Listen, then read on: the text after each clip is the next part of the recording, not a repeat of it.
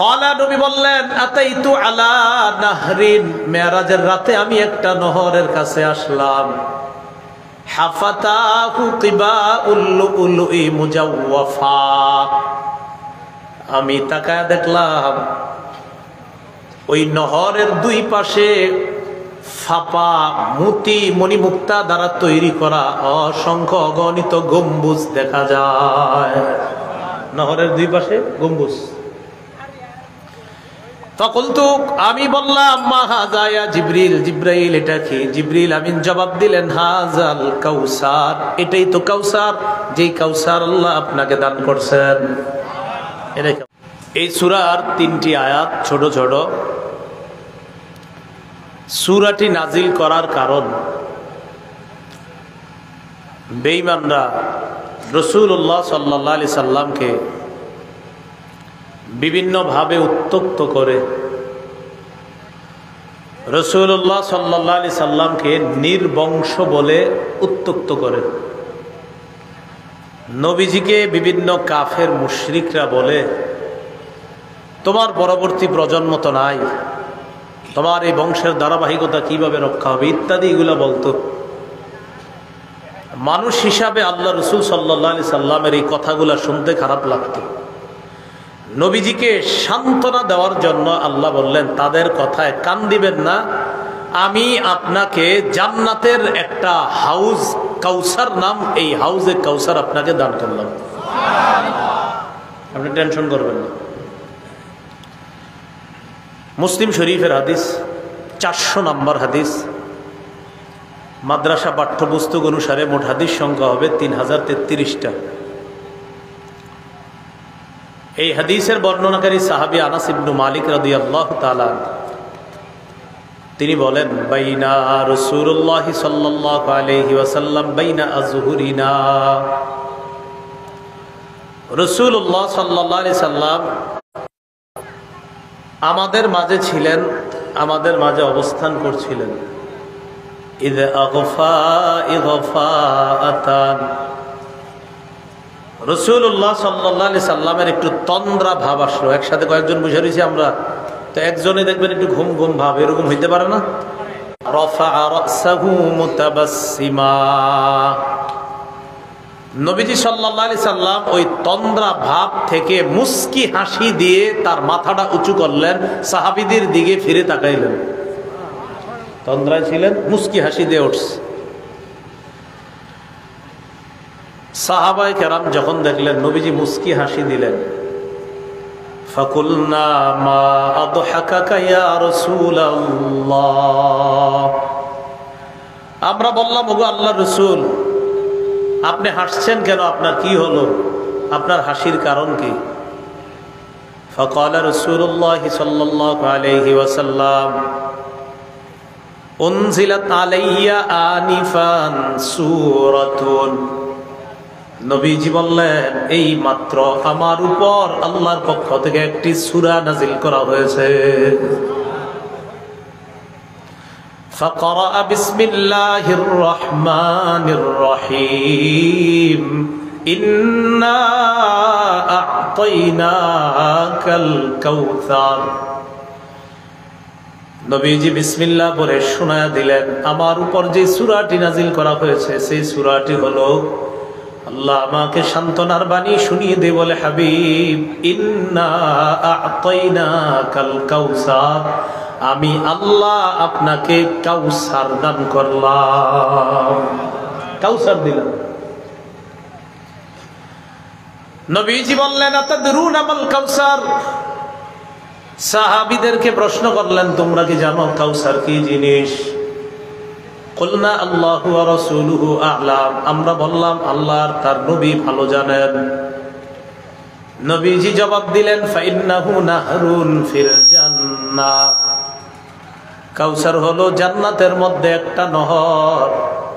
হুয়া হাউজুন তারিদু আলাইয়া উম্মতি, এটা এমন একটা হাউজ যে হাউজের সামনে আমার উম্মত আসবে, আসার পর আমার উম্মত আল্লাহর পক্ষ থেকে যে হাউজে কাউসার আমি পাইলাম, ওয়াদানিহি রব্বি, যে হাউজে কাউসার দেওয়ার ওয়াদা আল্লাহ আমাকে করেছেন, এই হাউজে কাউসারের পানি আমার উম্মত পান করবে।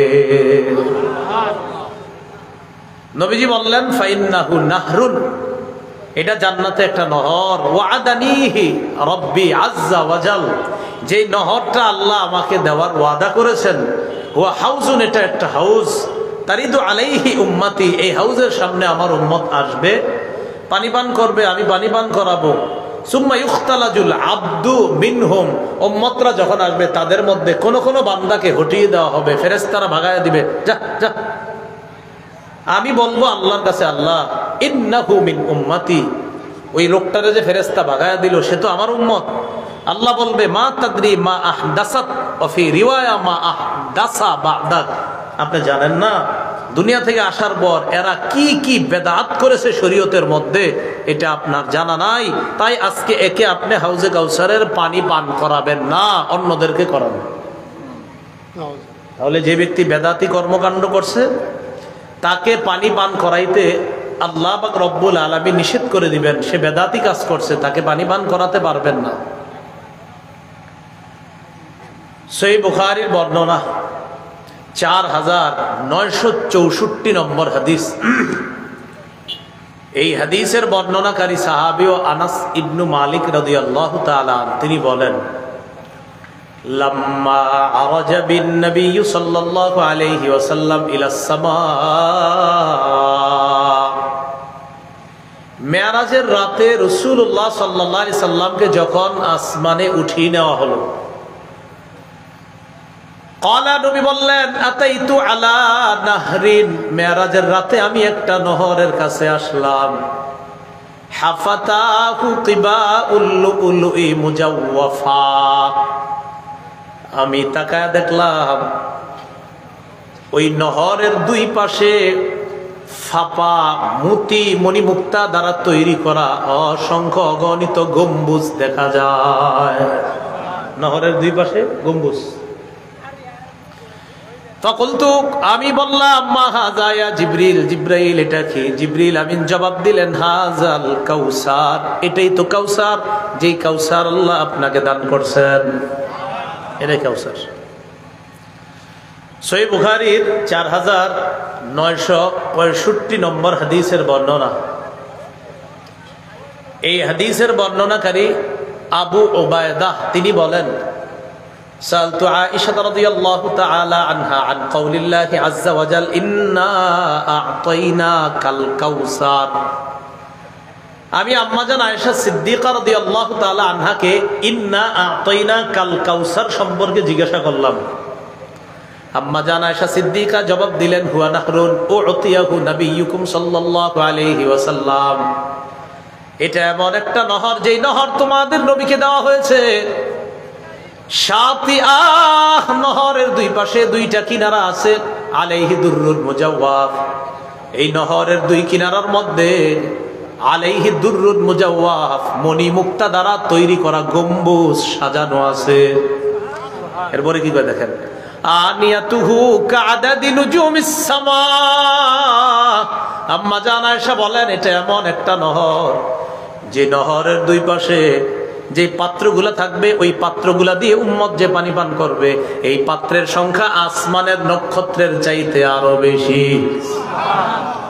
মুসলিম শরীফে আছে আকসারু মিন আদাদি নুজুমিস সামা, আসমানের যে নক্ষত্র, এই নক্ষত্র যত হতে পারে গণলে কত হবে আল্লাহ জানে, এর চাইতেও বেশি হাউজে কাউসারের পারে যেই পানির পাত্রগুলা থাকবে, এই পাত্রগুলা এর চাইতে আরো বেশি। আল্লাহ আমাদের সকলকে হাউজে কাউসারের পানি যেন আমরা পান করতে পারি, আল্লাহ তৌফিক দান করেন। তো এই হাদিসের মধ্যে জানলাম হাউজে কাউসারের পারে মণিমুক্তা ইত্যাদি এই জাতীয় গম্বুজ সাজানো থাকবে। এই জাতীয় গম্বুজ কি করা থাকবে বলেন? সাজানো থাকবে। একটা কিতাব আছে হাদিসের নাম মুসনাদে আহমদ। এই কিতাবের 3 নম্বর খণ্ড 220-21 নম্বর পৃষ্ঠা। আনাস রাদিয়াল্লাহু তাআলা আনহুর আরেকটা বর্ণনা, সুইলা রাসূলুল্লাহ সাল্লাল্লাহু আলাইহি ওয়াসাল্লাম আনিল কাউসার, আল্লাহর নবীকে হাউজে কাউসারের ব্যাপারে প্রশ্ন করা হয়। নবীজি জবাব দিলেন, হুয়া নাহরুন আ'তানিহি রাব্বি, এটা এমন একটা নহর যে নহর আল্লাহ আমাকে দান করছেন। তুরাবুহু আলমিস, নবীজি বলেন এই নহরের মধ্যে তোমাদের দুনিয়ায় হাউজের মধ্যে নিচে তাকাইলে মাটি থাকে অথবা আমরা পাকা করি, হ্যাঁ মাটি অথবা পাকা করে নিই। আল্লাহ নবী বলেন আমার যে হাউস থাকবে এই হাউজের তুরাবুহু আলমিস, মাটিটা হবে মেশক আম্বর। আল্লাহ নবী বলেন ওই হাউজে কাউসারের পানি হবে দুধের চাইতে সাদা। ও আহলা মিনাল আসাল, ওই পানি মজা হবে মধুর চাইতে অনেক বেশি মিষ্টি। পানি হবে দুধের চেয়ে সাদা, মিষ্টি হবে মধুর চাইতে আরো বেশি। তো এটা হলো হাউজে কাউসারের পানির, ওই কাউসার যেই আপনার হাউসটা, হাউজের নিচের অবস্থা এমন, এটার আশেপাশে যে আপনার মনে হবে হুজুর মাটির দেয়াল ইত্যাদি, রসুল বলেন মাটি হবে মেশক আম্বর, পানিটা দুনিয়ার পানির কালার মনে করছো না, দুধের চাইতে সাদা। আর মজা হবে কেমন? দুনিয়াতে মধু সর্বোচ্চ দম্ভ মজা লাগে, এই মধুর চাইতে আরো মজা হবে। আল্লাহ আমাদেরকে ওই হাউজে কাউসারের পানি পান করার তৌফিক দান করুন। এই দোয়াটা বারবার কেন করতেছি? গুরুত্বপূর্ণ একটু কথা আছে, এই জন্য বারবার এই দোয়াটা করতেছি। তাহলে মুসনাদে আহমদ থেকে পানির কালার জানলাম, পানির মজা জানলাম, সব জানলাম। এবার হাউজে কাউসারের এই হাউসটা হবে কোথায় এটা একটু জানি, দেখেন। আচ্ছা বলেন তো, হাউজে কাউসারের পানির কথা যে ছোটবেলাতে শুনি, কই হ্যাঁ কিয়ামতের মাঠে পিপাসার্ত হবে মানুষ, তখন নবীর হাউজে কাউসারের পানি পান করবে, এটাই তো। তো হাউজে কাউসার তো জান্নাতে, হাউজে কাউসার কই? তো কিয়ামতের মাঠে পান করবো কেমনে? কথাটা বুঝেন। হাউজে কাউসার কই? স্পষ্ট হাদিস, হুয়া নাহরুন ফিল জান্নাহ। দুই খাল গিয়ে কিয়ামতের মাঠে রাসূলকে যে হাউজ দেওয়া হবে, ওই হাউজের মধ্যে এই জান্নাতের হাউজে কাউসারের দুই নালা লাগায়া দেওয়া হবে, এখান থেকে পানি যাবে। আর এটার পাশেই আকাশের নক্ষত্রের চাইতে বেশি পাত্রগুলা থাকবে, উম্মতকে নবী এই হাউজ থেকে পানি পান করাবে। মিজাবানে মিনাল জান্নাহ, জান্নাত থেকে আপনার দুইটা খাল, দুইটা নালা তৈরি করে দেওয়া হবে, এখান দিয়ে পানি যাবে, সেখান থেকে রসুল পান করাবে। কিন্তু মূলত তো ওই যে হাউজে কাউসারের পানি তো, তাই আল্লাহ বললেন হাউজে কাউসার আপনাকে দিলাম, আর আপনার ওই হাউসটা থাকবে জান্নাতে। আর মুসলিম শরীফের হাদিসে স্পষ্ট আমরা জানলাম, সেই হাউস থেকে পানি দুইটা নালা দিয়ে সেখানে যাবে, সেখান থেকে পিপাসার্ত উম্মতকে আল্লাহ রসুল পানি পান করাবে। কি কথা বুঝাইছিনি? আচ্ছা, আল্লাহ বুঝার তৌফিক দান করেন। এখন কথা হলো হাউজে কাউসারটা কত বড়, মানে এটা হলো আপনার, এটা হাউজে কাউসার তো জান্নাতে, আর ওই যে আপনার যে ইয়াটা থাকবে কিয়ামতের মানে, এটা কত বড় হবে? রাসূলুল্লাহ সাল্লাল্লাহু আলাইহি সাল্লাম বলেন, সহিহ বুখারীর বর্ণনা 6580 নম্বর হাদিস, নবীজি সাল্লাল্লাহু আলাইহি সাল্লাম বলেন, ইন্না কদরা হাউজি কামা বাইনা আইলা বা ইলিয়া বা ইলা সনআ মিনাল ইয়ামান। নবীজি বলেন বাইতুল মুকাদ্দাস থেকে ইয়ামানের সনআ পর্যন্ত যত বড়, ইন্না কদর হাউজি, আমার যে হাউসটা থেকে আমি পানি পান করাবো এটার পরিমাণটা হবে ঠিক এত বড়। সুবহানাল্লাহ, এটা থেকে পানি পান করাবো। এই হাদিসে আবার রাসূল সাল্লাল্লাহু আলাইহি সাল্লাম বলেন, ইন্না ফীহি মিনাল আবারিক, এই হাউজে কাউসারের পরে জগ থাকবে, জগ জগ, একটা হলো জগ, আরেক হাদিসে বলছে আনিয়া, পাত্র। তো আমরা দুইটাই ধরি, ছোট পাত্র বড় পাত্র, জগ দিয়ে তোলা হবে, এটা থেকে ঢেলে উম্মতকে পানি পান করানো হবে। এটা তো আসছে মিনাল আবারিক, ইব্রিকরের বহু বছর আবারিক, আবারিক মানে জগ। হাউজে কাউসারটা আসলে কি বলেন আমার সাথে, বলেন এক বাক্যে, বলেন এক কথায়, বলেন এক কথায়, প্রভূত কল্যাণ, প্রচুর কল্যাণ। বলেন কাউসার মানি প্রচুর কল্যাণ, বলেন। দলিল সহিহ বুখারীর বর্ণনা 4966 নম্বর হাদিস, আব্দুল্লাহ ইবনে আব্বাসের বর্ণনা, তিনি বলেন আন্নাহু ক্বালা ফিল কাউসার। আব্দুল্লাহ ইবনে আব্বাস কাউসারের ব্যাপারে বলেন, শোনো তোমরা যে কাউসার কাউসার শোনো, এই কাউসার হুয়াল খাইর আল্লাযী আতাহু আল্লাহু নাবিয়্যাহু সাল্লাল্লাহু আলাইহি সাল্লাম। কাউসারটা পুরাটাই হলো কল্যাণ আর কল্যাণ, যে কল্যাণ আল্লাহ দুনিয়াতে থাকতেই তার নবীকে দান করেছেন। সুবহানাল্লাহ। কাউসারটা পুরোটাই কল্যাণ। এই যে তাহকিক করতে গেলে দেবেন কাউসার কাসরত থেকে আসছে, কাউসারটা কাসরত থেকে আসছে। কাসরত মানে অধিক, প্রভূত কল্যাণ, প্রচুর পরিমাণ কল্যাণ। আমাদের নবীকে কাফেররা জ্বালায়, আল্লাহ কয় আপনি কষ্ট নিয়েন না, আমি আপনাকে কল্যাণ, প্রভূত কল্যাণ দান করলাম সান্ত্বনা দেওয়ার জন্য। বুঝাইছি না আতইনা কাল কাউসার? আচ্ছা, এবার আসেন, হাউজে কাউসারের পানি তো পান করবে কারা? নবীর ইমানদার উম্মত যারা পিপাসার্থ হবে তাদেরকে পান করাবে। কিছু মানুষ আছে যারা নবীর উম্মত, যাদেরকে নবী চিনবে তারাও নবীকে চিনবে।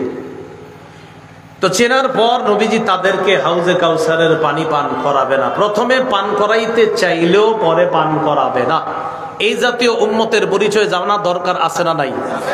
যদি পরিচয় জানার পর আমাদের মাঝে ওই স্বভাব থাকে, তাহলে আমরা ওই স্বভাব বর্জন করব, কারণ আমরা ওই উম্মত হব না যেই উম্মতকে নবী প্রথম পানি পান করাইতে চেয়েও পরে পান করাবে না। এই উম্মত আমরা হতে চাই না।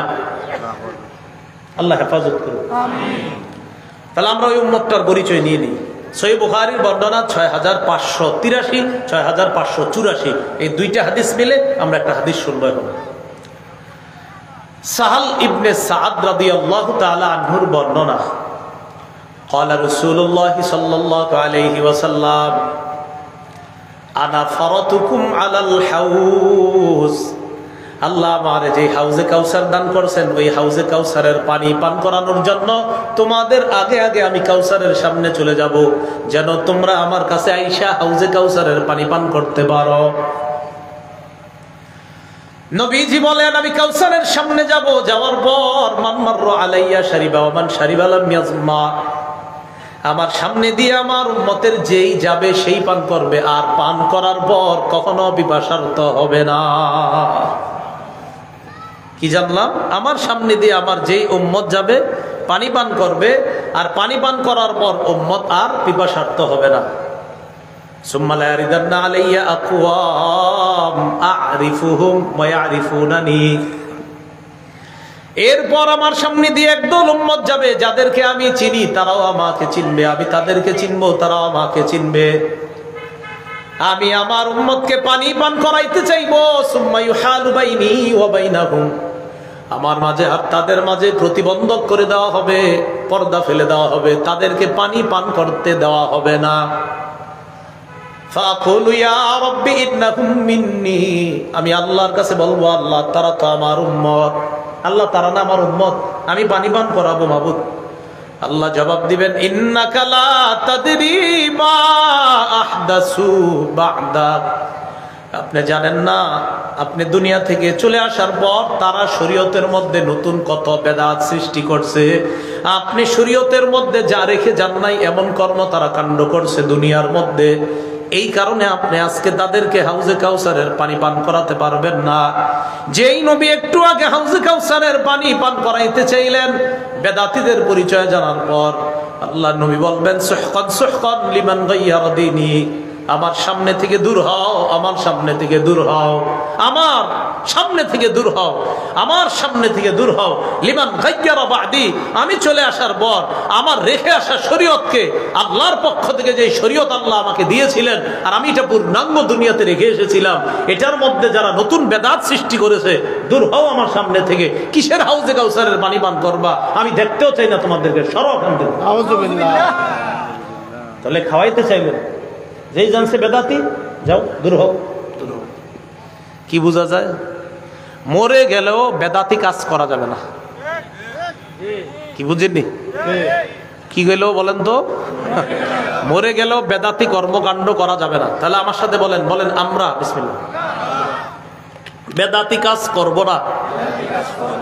যারা বেদাতি কর্মকাণ্ড করে, হোক ছোট পরিসরে বলেন অথবা বড় পরিসরে, কিছুদিন পরেও যদি করে বলেন, আমরা সেখানে শরীক হব না। আমরা সেখানে ইনশাআল্লাহ। সেটা ছোট পরিসরে হোক বড় পরিসরে হোক, এবং কিছুদিন পরেও যদি সেটা হয় আমরা সেখানে শরীক হব না ইনশাআল্লাহ। তো কোনো বেদাতি কর্মকাণ্ডে আমরা কি হব না, শরীক হব না। এবার আরেকটু বাড়ায় বাংলা বলতে হবে আমার সাথে। বলেন বলেন আমাদের অথবা কাহারও অথবা যে কোনো ব্যক্তির, সেই ব্যক্তি বড় কেউ হোক, বলেন ছোট কেউ হোক, কারো জন্মদিনকে কেন্দ্র করে, জোরে বলেন, কোন ধরনের বেদাতি কাজ আমরা করব না, হোক ছোট বেদাত হোক বড় বেদাত। কি কথা বুঝছেননি? তাহলে এখন বাংলা কিন্তু একটু বাড়ছে। কারো জন্মদিনকে কেন্দ্র করেও আমরা বেদাতি কাজ করব না, ঠিক তো? আচ্ছা, বাৎসরিক জন্মদিন, বলেন সাপ্তাহিক জন্মদিন, এই দুইটা বাংলা মনে থাকবে নি? আচ্ছা, বাৎসরিক জন্মদিন হলো যেটা আপনারা কেক টেক কাটেন, হেভি বার্থডে ইত্যাদি ইত্যাদি কর, ঠিক না? এই যে বাৎসরিক জন্মদিন একটা, এটা যে কোনো ব্যক্তির বাৎসরিক জন্মদিন হোক। তা আমরা জানবো বাৎসরিক জন্মদিনের ইতিহাস, এগুলো কোত্থেকে আসে। আর তিনি যদি হন আমাদের নবী মুহাম্মদ সাল্লাল্লাহু আলাইহি ওয়াসাল্লাম, এই আমাদের নবী মুহাম্মদ সাল্লাল্লাহু আলাইহি সাল্লামের বাৎসরিক জন্মদিনের অনুষ্ঠান, এই অনুষ্ঠানের সূচনাটা কখন থেকে হলো এটা আমাদের একটু জানা দরকার। আমি কিন্তু একবার আপনাদেরকে কিচ্ছু কই নাই যে এটা আপনারা কি করবেন না করবেন, আমি খালি কইলাম কোত্থেকে শুরু হয়েছে একটু জানবো আমরা। বলেন সবাই, 604 হিজরি। দেশের নাম ইরাক, শহরের নাম মুসুল, বাদশার নাম আবু সাঈদ, মৌলবীর নাম আবুল খাত্তাব। এবার মন দিয়ে খালি দেখেন কি কই আমি। 604 হিজরিতে ইরাক দেশে মুসুল শহরে বাদশাহ আবু সাঈদ মুজাফফর কাউকারি মৌলবী আবুল খাত্তাব ওমর ইবনে দিহিয়ার মাধ্যমে সর্বপ্রথম রসুলের জন্মদিন বাৎসরিক আনুষ্ঠানিকভাবে শুরু করছে। বাৎসরিকভাবে জন্মদিন পালন আনুষ্ঠানিকভাবে শুরু করছে 604 হিজরিতে। দেশের নাম ইরাক, শহরের নাম মুসুল শহর, বাদশার নাম আবু সাঈদ মুজাফফর, হুজুরের নাম আবুল খাত্তাব ওমর ইবনে দিহিয়া। এবার সুন্দর করে কই, ইরাক দেশে মুসুল শহরে বাদশাহ আবু সাঈদ মৌলবী আবুল খাত্তাব ওমর ইবনে দিহিয়া নামক আলেমের মাধ্যমে সর্বপ্রথম 604 হিজরিতে তথা আমার নবী দুনিয়া থেকে যাওয়ার প্রায় 604 বছর পর নবীর জন্মদিন আনুষ্ঠানিকভাবে পালন করা সূচনা করেছে। এটা কি হইল? কত হিজরিতে? 604। আবুল খাত্তাব নামে যে হুজুরটার কথা বললাম, এই হুজুরের ব্যাপারে ইবনে হাজার আসকালানী রহমতুল্লাহি আলাইহি লিসানুল মিজান নামক কিতাবে লেখছেন, কাসীরুল ওয়াকিআতি ফিল আইম্মাতি ওয়াস সালাফি মিনাল উলামা। এই লোকটা পূর্ববর্তী বড় বড় ইমাম আলেমদের ব্যাপারে খারাপ খারাপ মন্তব্য করত। খবিসুল লিসান, তার মুখের ভাষা ছিল ভয়ঙ্কর পর্যায়ের খারাপ, অশ্লীল ভাষা। বর্তমান যুগে আপনারা লক্ষ্য করলে দেখবেন এই মাইকের সামনে বসে আহলে হক আলেমদের বিরোধিতা যারা করে, দলিল আদিল্লা যখন দিতে না পারে সর্বশেষ তাদের অস্ত্র হয় মুখের ভাষা খারাপ করা। দেখবেন যখন দলিল আদিল্লা দিতে পারবে না তখন বলবে আপনার মুখের ভাষা টাষা খারাপ করে বলবে অমুক রাই থেকে এই সেই, তখন আপনার উল্টা পাল্টা এমন এমন শব্দ বলে যেগুলো আমি মাইকেও বলতে পারতেছি না, এগুলা এখনো রেকর্ড ভিডিওতে আছে। কি বলে? যখন দেখে দলিলে পারবে না তখন মুখের ভাষা এত কঠিন পর্যায়ের খারাপ করে। আমি চিন্তা করি আসলে এরকম আহলে হকদের বিরোধিতা যারা করে তাদের মুখের ভাষা অশালীন কেন হয়, অশ্লীল ভাষা কেন বলে? তখন ইতিহাস তালাশ করে দেখলাম বেদাতের আবিষ্কারক যেই মৌলবী, এই মৌলবীর মুখের ভাষা ছিল খারাপ, তাই বর্তমান প্রজন্মর বেদাতি যারা হয় তাদের মুখের ভাষা হয় খারাপ। শাদীদুল কিবরি, লোকটা ভয়ঙ্কর পর্যায়ের অহংকারী ছিল, মুতাহাবিনান, অলস টাইপের লোক ছিল, আর আলেমদের সমালোচনা করতো সারা জীবন। এই তাহলে বলেন তো আপনারা, বাৎসরিক জন্মদিন পালন করাটা কত হিজরিতে শুরু হয়? কোন দেশে, কোন শহরে? মুসুল। বাদশার নাম আবু সাইদ, একটু মনে রাখলে হবে। হুজুরের নাম আবুল খাত্তাব, পুরা নাম ওমর ইবনে দিহিয়া, মৃত্যু 633, বাদশা আবু সাইদের মৃত্যু 630 হিজরি। তাহলে এটা জানলাম আমরা নবীজি সাল্লাল্লাহু আলাইহি সাল্লামের জন্মদিনটা বাৎসরিক পালন করা। এখন বেদাত কাজ না কইরা নবীর জন্মদিনে ওই আমল করব যেই আমল নবীজি করেছেন। রাজি আছেন নি সবাই? তাহলে হাত তুলে আমার সাথে বলেন, বলেন নবীর জন্মদিনে আমরা সেই আমল করব যে আমল নবীজি করেছেন। ওয়াদা করছেন তো? এই যে আইম্মা ওলামায়ে কেরামের পরিষদ সাক্ষী, কিন্তু আপনারা বলছেন নবীর জন্মদিনে ওই আমল করবেন যে আমল নবী করছে। এখন আমরা দেখবো নবী জন্মদিনে কি করছে। মুসলিম শরীফের হাদিস 1162 নম্বর হাদিস। মাদ্রাসা পাঠ্যপুস্তক অনুসারে মোট হাদিস সংখ্যা হবে 3033টা। এই হাদিসের মধ্যে রাসূলুল্লাহ সাল্লাল্লাহু আলাইহি সাল্লামকে প্রশ্ন করা হলো 60টা। কয়টা? 60টা। সুইলা রাসূলুল্লাহ সাল্লাল্লাহু আলাইহি ওয়াসাল্লাম আন সাওমিহি, নফল রোজা সম্পর্কে নবীরে জিজ্ঞাসা করা হলো। ফাগাদিবা রাসূলুল্লাহ সাল্লাল্লাহু আলাইহি ওয়াসাল্লাম, নবী একটু রাগ হয়ে গেছে যে তোমরা এত নফলের ব্যাপারে জিজ্ঞাসা করো, নফল পারবা, বেশি করতে পারবা, মানে বেশি প্রশ্ন রাসূল পছন্দ করলেন না, তো প্রশ্ন করছে। রাসূল যখন রাগ হয়েছে, ওমর ফারুক রাদিয়াল্লাহু তাআলা আনহু তখন বললেন, রাদিনা বিল্লাহি রাব্বা ওয়া বিল ইসলামি দীনা ওয়া বিমুহাম্মাদিন রাসূলা ওয়া বিবাইআতিনা বাইআতান। রাদিনা বিল্লাহি রাব্বা, আল্লাহকে রব হিসাবে পেয়ে আমরা সন্তুষ্ট, আলহামদুলিল্লাহ। 2 নাম্বার ওয়াবিল ইসলামি দীনা, ইসলামকে ধর্ম হিসাবে পেয়ে আমরা সন্তুষ্ট, আলহামদুলিল্লাহ। 3 নাম্বার ওয়াবি মুহাম্মাদিন রাসূলা, মুহাম্মদ সাল্লাল্লাহু আলাইহি ওয়াসাল্লামকে রাসূল হিসাবে পেয়ে আমরা খুশি, আলহামদুলিল্লাহ। খুশি নি? আল্লাহর রব হিসাবে পেয়ে খুশি, ইসলামকে ধর্ম হিসাবে পেয়ে খুশি, মুহাম্মদ সাল্লাল্লাহু আলাইহি সাল্লামকে রাসূল হিসাবে পেয়ে খুশি। 4 নাম্বার ওয়াবি বাইআতিনা বাইআতা, নবীর হাতে যে আমরা বায়াত হলাম, এই বায়াতে আমরা খুশি। এগুলা বলার পর নবীজির রাগ একটু কমছে। রাসূলুল্লাহ সাল্লাল্লাহু আলাইহি সাল্লামের মানসিক অবস্থা দেখে এবার প্রশ্ন করা হলো 60টা। কয়টা? 1 নাম্বার সুইলা আন সাওমিদ দাহরি, আল্লাহ নবীর কাছে জানতে চাওয়া হলো, ইয়া রাসূলুল্লাহ, কোন ব্যক্তি যদি সারা বছর রোজা রাখে তার ব্যাপারে আপনার কাছে জানতে চাই। নবীজি জবাব দিলেন, লা সামা ওয়ালা আফতারা, যে ব্যক্তি সারা বছর রোজা রাখে সে রোজা রাখেও নাই, রোজা ভাঙেও নাই। সে রোজা রাখেও নাই, ভাঙেও নাই, মানে উৎসাহ দেয় নাই। এই রোজায় রাসূল উৎসাহ দিলেন না, নাজায়েজ বলেন নাই, কিন্তু এই রোজাটাই রাসূল উৎসাহ দেন নাই যে সারা বছর রোজা যে রাখে সে রাখেও নাই, ভাঙেও নাই, নাজায়েজও বলেন নাই। বাকি রাসূলের বাক্যে বোঝা যাচ্ছে তিনি এই রোজার প্রতি উম্মতকে উৎসাহিত করছেন না যে সারা বছর রোজা রাখো। 2 নাম্বার ওয়াসুইলা আন সাওমি ইয়াউমাইন ওয়া ইফতারি ইয়াউম, ইয়া রাসূলুল্লাহ, কেউ যদি 2 দিন রোজা রাখে, 1 দিন গ্যাপ দেয়, আবার 2 দিন রোজা, আবার 1 দিন গ্যাপ দেয়, আবার 2 দিন রোজা, আবার 1 দিন গ্যাপ, বুঝাইছি? 2 দিন রোজা রাখবেন নফল, আবার 1 দিন গ্যাপ, আবার 2 দিন রোজা, আবার 1 দিন গ্যাপ।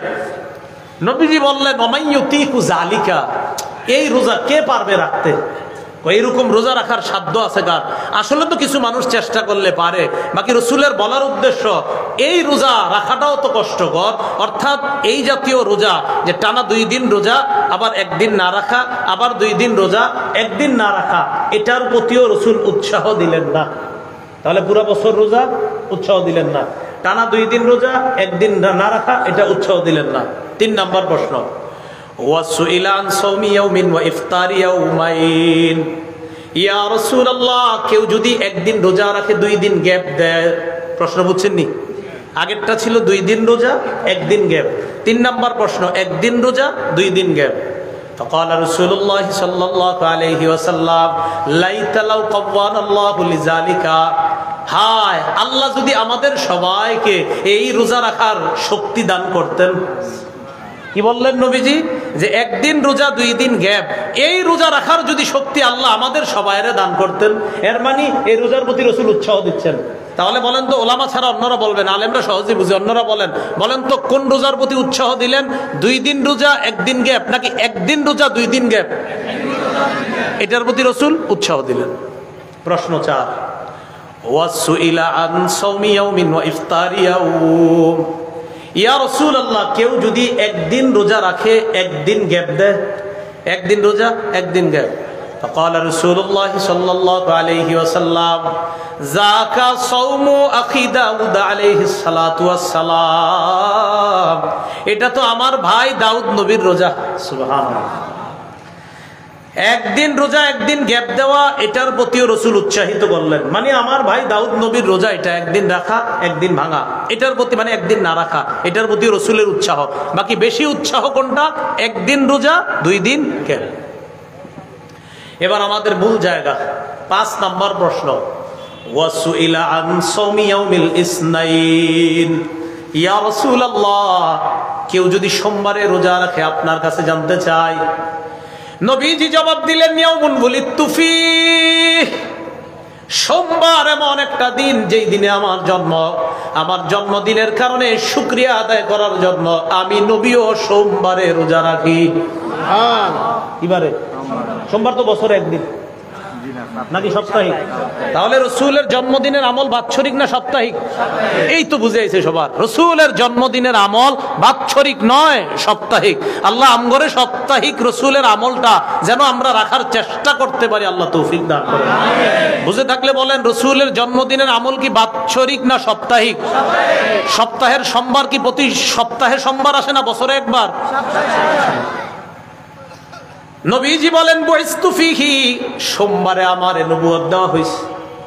আও উনজিলা আলাইয়া, সোমবারে আমারে কোরআন দেওয়া হয়েছে। সোমবারে আমার জন্ম, সোমবারে আমার নবুয়ত, সোমবারে আমার প্রতি কোরআন নাজিল। অন্য বর্ণনায় নবী বলেন, তুরাদুল আমাল ইলাল্লাহ ফি কুল্লি ইয়াউমি খামিসিন ওয়া ইসনাইন। সোমবারে বান্দার আমলনামা, সোমবারে আর বৃহস্পতিবারে আল্লাহর দরবারে পেশ করা হয়। নবীজি বলেন, সোমবার আর বৃহস্পতিবার আমল নামা আল্লাহর দরবারে যায়। তাই আমি রোজা রাখি, যেন রোজা অবস্থায় আমার আমল নামাটা আল্লাহর দরবারে পেশ করা হয়। হাদিস থেকে কি শিখলাম? নবীর জন্ম কিবারে? নবুয়ত পাইছে কিবারে? কোরআন নাজিল কিবারে? আমল নামা আসমানে যায় কিবারে? সোম বৃহস্পতিবার। কি সোমবার আসেনি? আল্লাহ রসুল কয়, সোমবারে আমার জন্ম, আমি শুকরিয়া আদায় করার জন্য আমি সোমবার দিন রোজা রাখি। তাহলে রসুলের জন্ম কিবারে? মুসনাদে আহমদের 4 নম্বর খন্ড 172 নম্বর পৃষ্ঠা। আন আব্দুল্লাহ ইবনে আব্বাস রাদিয়াল্লাহু তাআলা আনহুমা قال ولد رسول الله صلى الله عليه وسلم يوم الاثنين। আল্লাহ রসুলের জন্ম সোমবারে, তাই রাসূলুল্লাহ সাল্লাল্লাহু আলাইহি সাল্লাম সোমবারে রোজা রাখতেন। আল্লাহ আমাদের সকলকে, মা বোনদেরকে সহ, আমরা যেন নবীর জন্মদিনটা সাপ্তাহিকভাবে আমল করার চেষ্টা করতে পারি, আল্লাহ তৌফিক দান করেন। প্রশ্ন আরো 2টা রয়ে গেছে, 2টা বলে ফেলি। হ্যাঁ, ওয়াসুইলা আন সাওমি ইয়াউমি আরাফাতা। ইয়া রাসূলুল্লাহ, আরাফার দিনে রোজা রাখলে কি হয়? নবীজি জবাব দিলেন, ইউকাফিরুস সানাতাল মাযিয়া ওয়াল বাকিয়া। আরাফার দিনে রোজা রাখলে আগের পরের 1 বছর, আগের 1 বছর, পরের 1 বছর, 2 বছরের গুনাহ মাফ হয়ে যায়। 7 নাম্বার, ওয়াসুইলা আন সাওমি ইয়াউমি আশুরা। ইয়া রাসূলুল্লাহ, মুহররমের 10 তারিখে রোজা রাখলে কি হয়? নবীজি জবাব দিলেন, ইউকাফিরুস সানাতাল মাযিয়া। মুহররমের 10 তারিখের রোজা আগের 1 বছরের গুনাহ মাফ। এই হলো 7টা প্রশ্ন। এবার নবীজি সাল্লাল্লাহু আলাইহি সাল্লাম নিজের থেকে বলতেছেন, সাওমু সালাসাতি আইয়ামিন মিন কুল্লি শাহর। প্রত্যেক মাসে যদি কোনো মুসলমান 3টা রোজা রাখে, 13, 14, 15, ওয়া রমাদান ইলা রমাদান, আর যদি রমজান মাসের রোজা রাখে, প্রত্যেক মাসে 3টা রোজা, আর যদি রমজান মাসের রোজা রাখে, তাহলে আল্লাহ তাকে পুরা বছর রোজা রাখার সওয়াব দান করেন। শাওয়াল মাসে 6টা রোজা রাখলে পুরা বছর আপনার রোজা রাখার সওয়াব। আর আজকে জানলাম প্রত্যেক আরবি মাসের 13, 14, 15 আর হলো রমজান মাসের রোজা রাখলে আল্লাহ তার বছরের পুরা বছর রোজা রাখার সওয়াব দান করেন।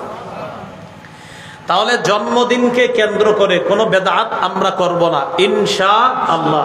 কারণ আমরা কোন পানি পান করতে চাই? হাউজে কাউসারের পানি। বেদাত কি?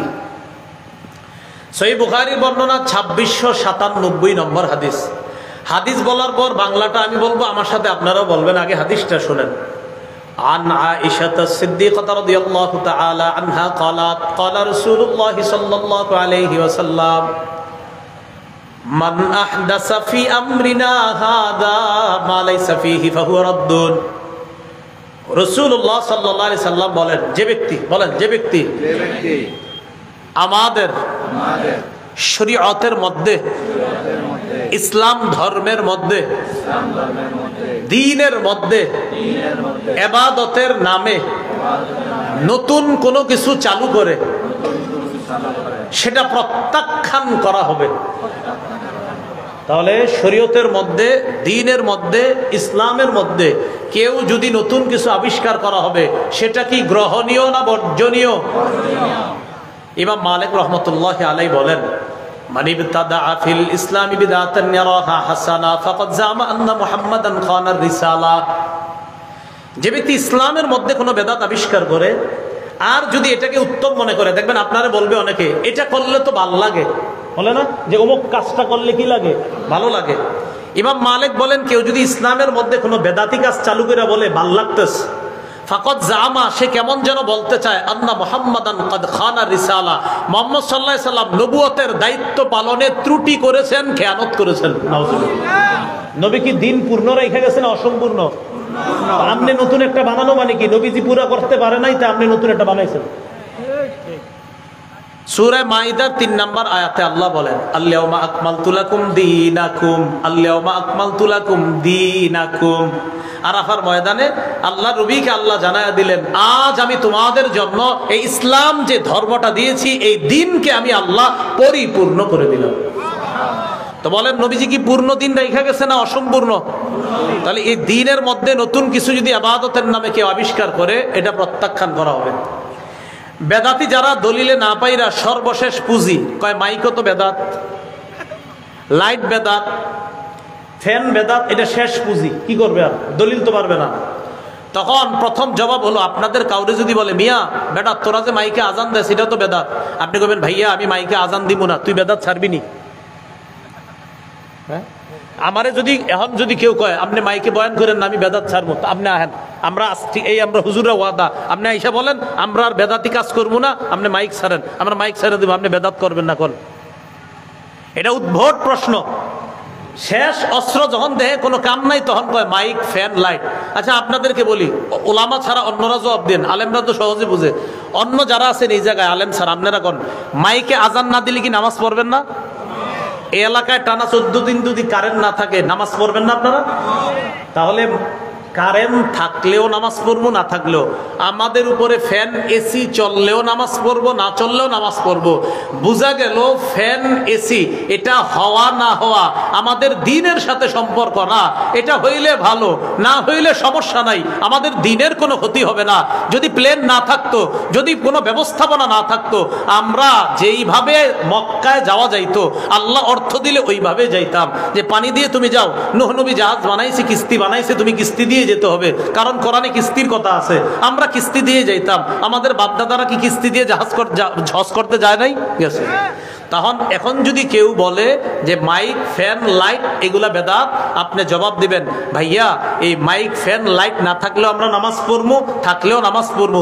তুমি কও লাইট, ফ্যান ছাইরা দিলে তুমি বেদাত ছাড়বানি, এটা কও। তখন বলবে আসলে বিষয়টা কি, এরকম বলবে। এটা হলো আপনার প্রথম জবাব। দ্বিতীয় জবাব, বলেন তো মাইক, ফ্যান, লাইট এগুলা কি আমাদের দিন পালনের সাথে কোনো সম্পর্ক আছে? এগুলা না থাকলে আমরা দিন পালন করবো কিনা? ইনশাআল্লাহ।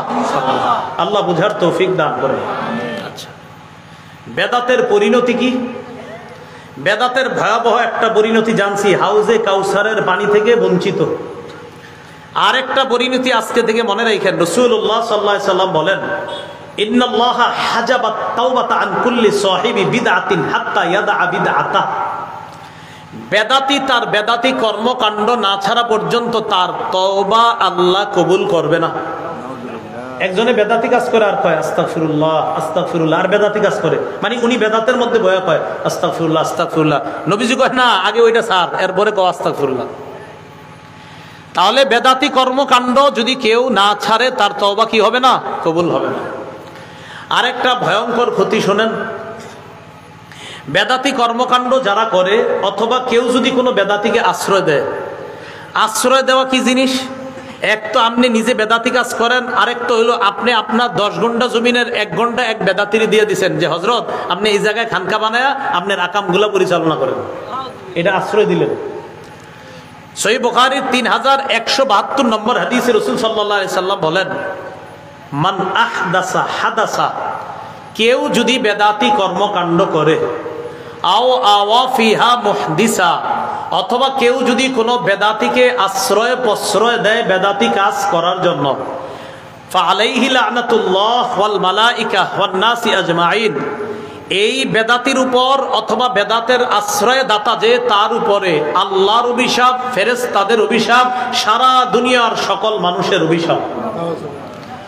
তাহলে কি বুঝলাম? বেদাতি কর্মকাণ্ড কোনো অবস্থাতেই করা যাবে না।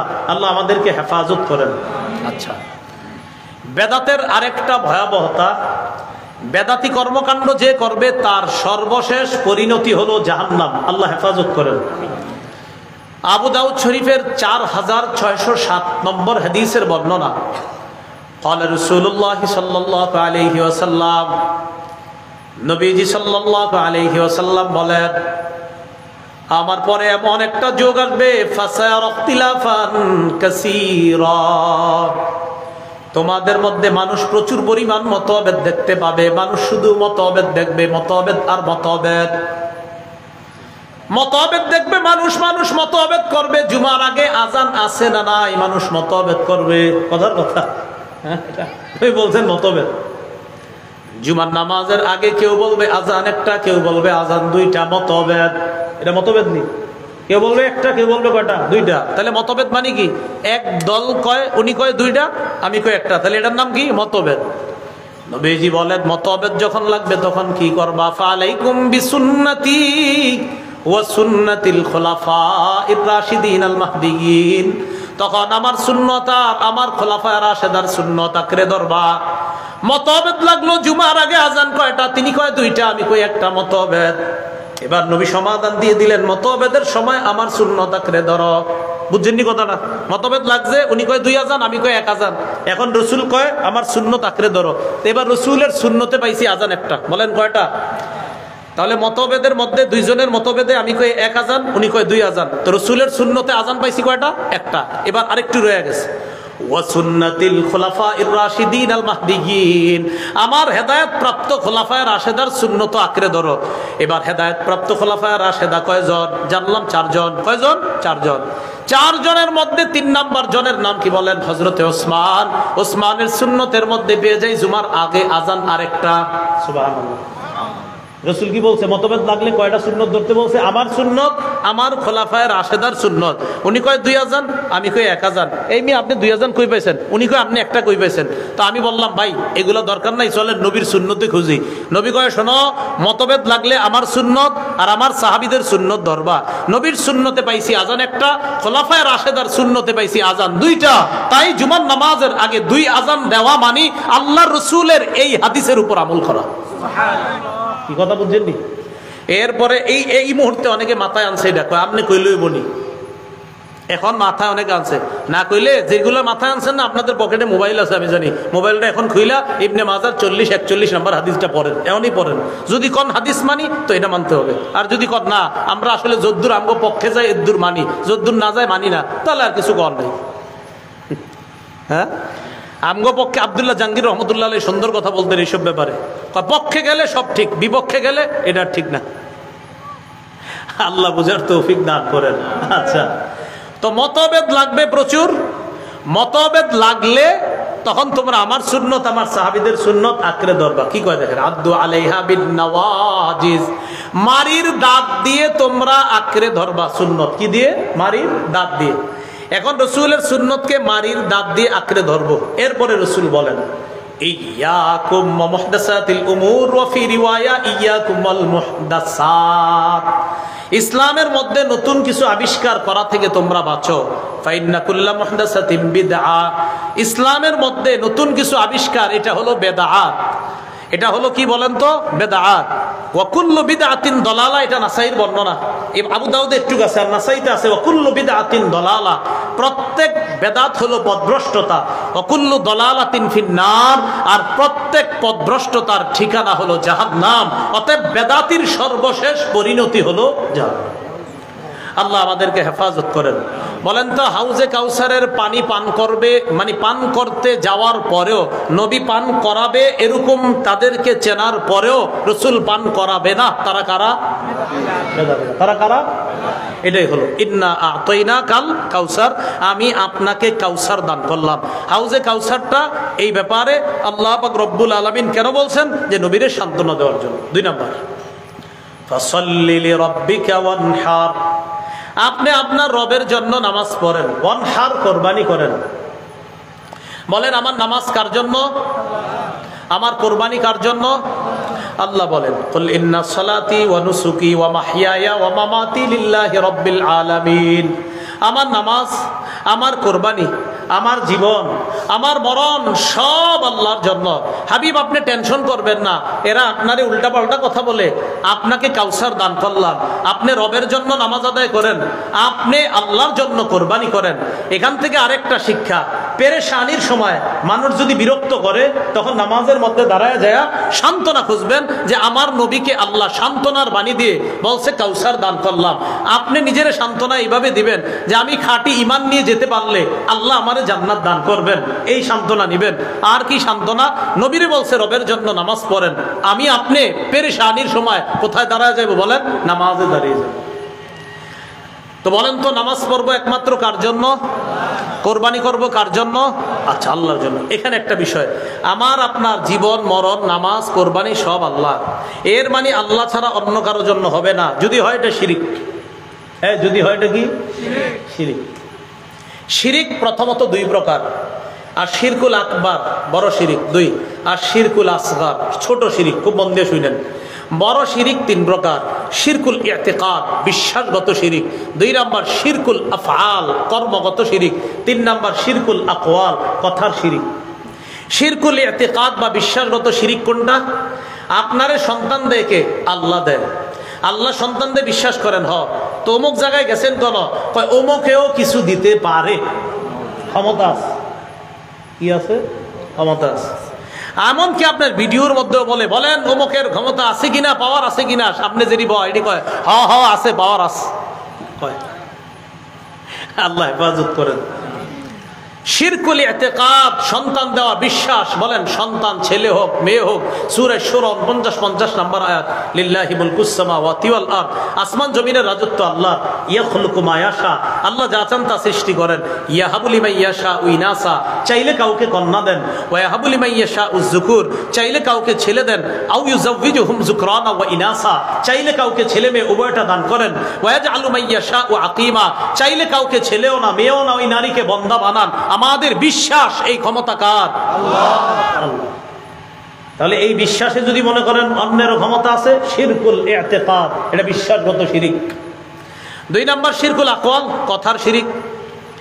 আগের জামানার লোকেরা তারকা দেখা বলতো এই তারকা এই উপকার করে, এই ক্ষতি করে, নাউজুবিল্লাহ। কথার শিরিক। এগুলা বলবেন না, এগুলা কখনো আমরা বলবো না, এগুলা কথার শিরিক। কথার শিরিকের চমৎকার একটা দৃষ্টান্ত কোরআনে বলছে আল্লাহ। মানুষ যখন বিপদে পড়লে দাউল্লাহ মুখলিসিনা লাহুদ্দিন, আল্লাহরে একনিষ্ঠভাবে ডাকে, আল্লাহ বাঁচান, আল্লাহ বাঁচান। যখন মানুষ বিপদে পড়ে তখন মানুষ আল্লাহকে ডাকে। আর যখন নাকি মানুষ বিপদ মুক্ত হয়ে যায়, ইজাহুম ইউশরিকুন, তখন মানুষ শিরিক করে। যেমন নদীর মাঝখানে আপনি বিপদে পড়ছেন, বিপদে পড়ার পর কেউ নাই চারদিকে, আল্লাহ বাঁচান, আল্লাহ বাঁচান। হঠাৎ একটা গাছ দেখছেন, এই গাছটা ধইরা আপনি কিনারায় এসে পড়ছেন। মানুষ এসে কয় কি ব্যাপার, তুমি কিভাবে বাঁচলা? কয় গাছ ধইরা বাঁচছি। আল্লাহ কয় ছি, ও কি বললো?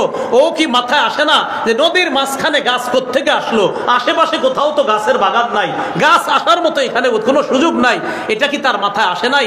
আমারে ডাকার পরেই তো হঠাৎ সে গাছ পাইলো। আরে গাছের ব্যবস্থা তো আমি করেছিলাম। এই বান্দা নদীর কিনারায় আইসা বলে কি গাছ তারে বাঁচাইছে, অথচ নদীর মাঝখানে ডাকলো আমারে, কিনারায় গিয়ে কয় গাছ। আকওয়াল, কথা। এই জন্য ভাই নাপা ট্যাবলেট খাইলে যদি জ্বর ভালো হয় বলবেন আলহামদুলিল্লাহ ভালো হয়ে গেছে। কি খেয়েছিলেন? নাপা খেয়েছিলাম, তো সুস্থ হয়েছেন? আলহামদুলিল্লাহ সুস্থ হয়েছে। নাপা আমরা দুইজন খাই, উনি ভালো হয় না আমি ভালো হই, তো কেন উনি হইলো না কেন? নাপার ক্ষমতা কেন এখানে কাজ হইলো না কেন বলেন? এতে কি বোঝা যায়? নাপা বা এগুলার ক্ষমতা নাই। হ্যাঁ, আল্লাহর হুকুম আছে, নাপা খাওয়া আল্লাহর হুকুম, ওষুধ খাওয়া আল্লাহর হুকুম, ওষুধ খাওয়া রসুলের সুন্নত, সুন্নত হিসাবে ওষুধ খাই, রোগ ভালো হবে না না হবে এটা জানে আল্লাহ। বুঝে আসছে না? আমি সুন্নত হিসাবে কি খাই? ওষুধ খাই, ভালো হবে না না হবে না কে জানে? আল্লাহ জানে। একই খাবার দুইজনে খাই, আপনার পাতলা পায়খানা হয়ে গেছে, আমার হয় না কেন বলেন? তো এটা হুকুম আল্লাহ এখানে। তাহলে হুকুম করছে আল্লাহ ওষুধ খাওয়ার, ওষুধ খাই, কিন্তু আসলে আমাকে আরোগ্য দানকারী ওষুধ না, আরোগ্য দানকারী কে ভাই? আল্লাহ বুঝার তৌফিক দান করেন। দেখেন করোনায় কত মানুষের নাপার মাধ্যমে আল্লাহ উপকার দিয়ে দিছে, আবার কত মানুষকে বড় বড় হসপিটালে নিয়েও বাঁচানো সম্ভব হয় না। এটাই বোঝা যায় যে আল্লাহ চাইলে মানুষটা সুস্থ হবে, আল্লাহ না চাইলে সুস্থ হবে না। আচ্ছা, 3 নাম্বার শিরকুল আফআল, কর্মগত শিরিক। আমরা সেজদা করি কারে? আল্লাহ রে। রসুলের এক সাহাবী আয়েশা কইয়া রাসূলুল্লাহ অমুক এলাকায় গিয়া দেখি মানুষ তাদের নেতারে সেজদা করে, ওয়াফাকতুহুম ইয়াসজুদুনা লিমার জুবানিন লাহুম, গিয়া দেখলাম মানুষ তার নেতাকে সেজদা করে। আচ্ছা, তো হুজুর আমি মনে মনে বললাম মানুষ যদি সেজদা পাওয়ার যোগ্য হয় তো সবচেয়ে বেশি সেজদা পাওয়ার যোগ্য আপনি, কথা তো ঠিক। কোন মানুষ যদি সেজদা পাওয়ার যোগ্য হয় পৃথিবীতে, সেটা নবী হবে সবচেয়ে বেশি যোগ্য। নবী কয় কি কইতে চাও? আমরা আপনার সেজদা দিব, নাউজুবিল্লাহ। নবীজি কয় আমার কবরের পাশ দিয়ে যদি যাও সেজদা দিবা? কয় না। কয় যেমনি ভাবে আমার কবরকেও সেজদা দিবা না, তেমনি ভাবে আমি জীবিত থাকতেও আমাকে সেজদা দিবা না, আমি চলে যাওয়ার পর আমাকে দাফন করার পরও সেজদা দিবা না, আমি জীবদ্দশায়ও সেজদা দিবা না। আল্লাহ ছাড়া কাউকে সেজদা করতে যদি বলতাম তাহলে আমি বলতাম নারীরা যেন তাদের স্বামীদেরকে সেজদা করে, কিন্তু আল্লাহ ছাড়া কাউকে সেজদা করা জায়েজ নাই, এই জন্য আমি কাউকে বলি না। তাহলে বড় শিরিক 3 প্রকার: বিশ্বাসগত শিরিক, কথার শিরিক, কর্মগত শিরিক। এই 3 প্রকার শিরিক থেকে আল্লাহ আমাদেরকে হেফাজত করেন। বলেন নামাজ পড়বো কার জন্য? আল্লাহর জন্য। তো শিরিকের 2য় প্রকার ছিল ছোট শিরিক। কেউ যদি নামাজে দাঁড়ায় আর মনে করে আমি কি সুন্দর নামাজ পড়ি, মানুষ কয় না কা, এটা হলো ছোট শিরিক। কি শিরিক? ছোট শিরিক। সাহাবীদেরকে নবীজি বললেন আখওয়াফু মা ইন্না আখওয়াফা মা আখাফু আলাইকুম বাদি আশিরকুল আসগর, আমি ইন্তেকাল করার পর, দুনিয়া থেকে বিদায় নেওয়ার পর তোমাদের ব্যাপারে সবচেয়ে বেশি আশঙ্কা করি তোমরা ছোট শিরিক করবা। সাহাবীরা কয় হুজুর ছোট শিরিক কি? নবী বললেন আশিরকুল খাফি, গোপন শিরিক। ও না, নবী বলছে গোপন শিরিক। সাহাবীরা কয় হুজুর গোপন শিরিক কি? কয় ছোট শিরিক। কয় হুজুর এটার ব্যাখ্যা কি? কয় আর রিয়া, এটা হলো লোক দেখানো ইবাদত করা। কি করা? লোক দেখানো ইবাদত। তো বলেন নামাজ কার জন্য পড়বো? ফাসাল্লি লিরাব্বিকা ওয়ানহার, আপনি রবের জন্য নামাজ পড়েন, রবের জন্য কোরবানি করেন। 2, 3 নম্বর আয়াতে আল্লাহ বলেন ইন্না শানি আকা হুয়াল আবতার, আপনার সমালোচক, আপনাকে যারা সমালোচনা করে, আপনাকে যারা নির্বংশ বলে, হুয়াল আবতার, সেই নির্বংশ। আপনাকে যে বলে নির্বংশ, সেই নির্বংশ। কাব ইবনে আশরাফ নামে ইহুদিদের একজন লিডার ছিল। মক্কায় আসার পর মক্কার বড় বড় লিডাররা তারে কয় আচ্ছা আপনি কি মদিনার সবচেয়ে সম্ভ্রান্ত ব্যক্তি? কাব ইবনে আশরাফ কয় মানে ইহুদিদের নেতা। কয় শুনলাম মুহাম্মদের নাকি অনেক পাওয়ার ওই জায়গায়। কারে থুর কি আমি সব? কাব ইবনে আশরাফ কয়। কাব ইবনে আশরাফ এখানে আইসা কয় আপনারাও তো বড় বড় নেতৃত্বের যোগ্যতা রাখেন, ক্ষমতা রাখেন। কয় হ্যাঁ ঠিকই কইছেন।